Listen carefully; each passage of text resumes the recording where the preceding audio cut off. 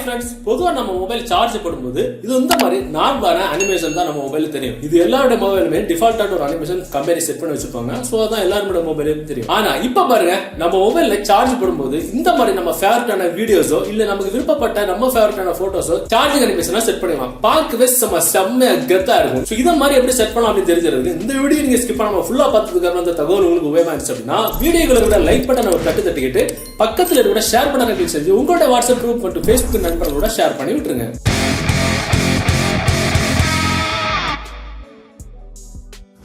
Okay, பொதுவா நம்ம மொபைல்ல சார்ஜ் போடும்போது வரக்கூடிய இந்த மாதிரிப்பட்ட அனிமேஷன்ல விடுபட்டு நம்ம மொபைல்ல நமக்கு விருப்பமான ஆக்டர்ஸ் இல்ல ஃபேவரட்டான வீடியோஸ் HD சாங்ஸ் நம்ம மொபைல்ல சார்ஜிங் அனிமேஷனா செட் பண்ணிக்கலாம். அது மாதிரி செட் பண்றதுக்கு ஒரு அப்ளிகேஷன் தேவைப்படும். அந்த அப்ளிகேஷன் டவுன்லோட் பண்ற லிங்க் நீங்க பார்த்துட்டு இருக்க இந்த யூடியூப் வீடியோக்கு கீழே டிஸ்கிரிப்ஷன்ல இருந்து அதுல டவுன்லோட் பண்ணிடுங்க.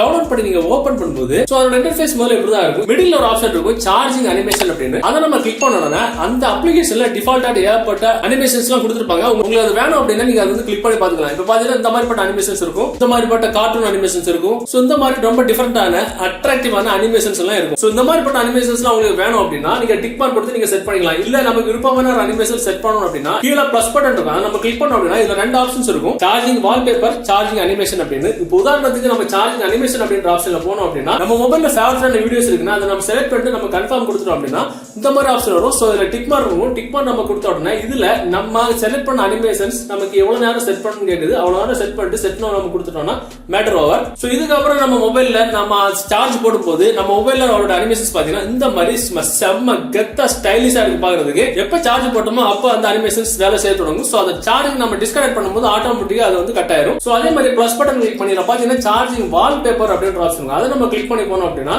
சோ அதுல நமக்கு தேவையான போட்டோஸ் நம்ம செலக்ட் பண்ணிட்டு ஓகே கொடுத்துட்டோம்னா அந்த போட்டோ நமக்கு செலக்ட் ஆகும். சோ இதுல நம்ம டிக் மார்க் நம்ம கொடுத்துட்டு பிளேயிங் டியூரேஷன் அப்படின்றது நம்ம லூப் நம்ம செலக்ட் பண்ணி விட்டோம் அப்படின்னா அது திரும்ப அந்த அனிமேஷன் வந்துட்டே இருக்கும். இல்ல ஒரு குறிப்பிட்ட செகண்ட் வரைக்கும் போதும் அப்படின்னா அது ஒரு 10 செகண்ட் ஒரு 15 செகண்ட் வரணும், அதை நம்ம செலக்ட் பண்ணணும். செட் நம்ம கொடுத்தோம் அப்படின்னா ஆட்டோமேட்டிக்கா செட் ஆயிடும். சோ இதுக்கப்புறம் நம்ம மொபைல் சார்ஜ் பண்ணும்போது என்ன போட்டோ நம்ம செட் பண்ணுமோ அந்த போட்டோ தான் நம்ம மொபைல் டிஸ்பிளேல தெரியும். பார்க்கவே வேற மாதிரி இருக்கும். சோ நம்ம இப்போ போட்டோ செட் பண்ணா போட்டோ தெரியும், வீடியோ செட் பண்ணா வீடியோ தெரியும். நம்ம டிஸ்கனெக்ட் பண்ணா ஆட்டோமேட்டிக்கா கட் ஆகும். சூப்பரா இருக்குது.